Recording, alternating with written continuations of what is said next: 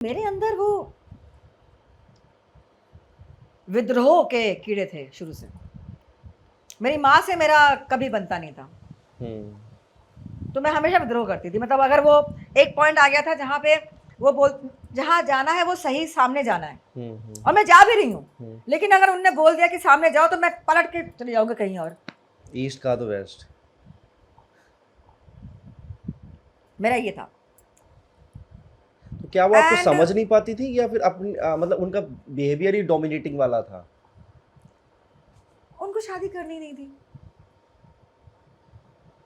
करा दी गई। तो अब बच्चा हो गया तो उसको तो अब संभाला बच्चा भी जाए। हो गया। देखिए, हाँ। हमारे देश की मोस्टली लोगों की यही हालत है।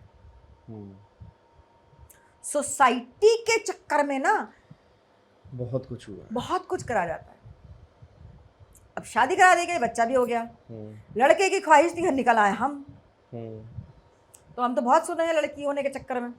और मोस्टली मेरे पापा रिटायर हुए जब जब मैं 9th में थी, हम्म, बिकॉज उम्र पे शादी हुई थी। पापा 40 थे, मम्मी 35 थी, तब शादी हुई थी। हम्म, तो जनरेशन गैप तो था ही, वो दिल भी दिमाग भी मिले वाला तो था ही नहीं। हम्म, मुझे तो याद नहीं पड़ता कि मेरे पिताजी के साथ बैठ के कभी मैंने हा हा ही कॉन्वर्सेशन भी किया हो। उनने तो ये भी नहीं बोला कि he was proud of me, किसी और को बोला। कभी नहीं।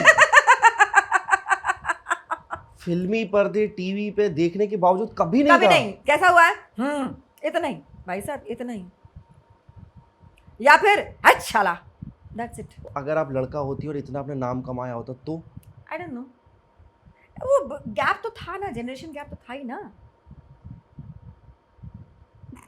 वो समझने का तो वो था ही ना। माँ ने भी कभी तारीफ नहीं की? आ यू क्रेजी? भैया बेचारी को कर देती तो उनका नाम वाम सब कुछ बदल गया होता।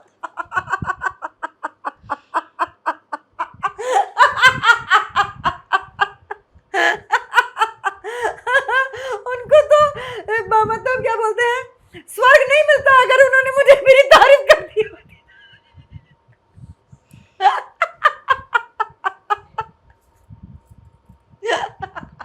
और ये मैं दुख में नहीं हंस रही हूँ, मतलब मैं सच में हंस रही हूँ कि मतलब यार व्हाट अ स्टूपिड सिचुएशन।